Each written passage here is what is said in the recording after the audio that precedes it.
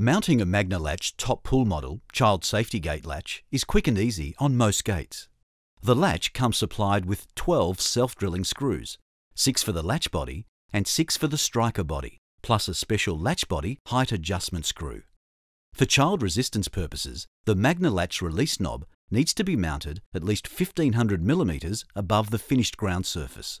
This height satisfies most pull safety codes, but check requirements with the appropriate authorities in your area.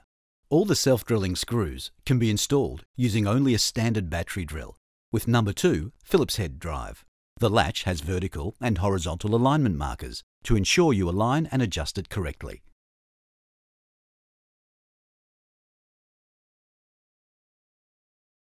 Use a Phillips head screwdriver to adjust horizontally as necessary. A special screw in the side of the lower moulding prevents the latch from slipping up or down during use. Your latch is now ready for use. Check that the release knob works smoothly. Open and close the gate to check there are no obstructions to latch engagement. Insert the key to lock and unlock the cylinder to ensure it's working correctly. Note the convenient red dot locked/unlocked indicator. Your MagnaLatch is now ready for many years of reliable operation.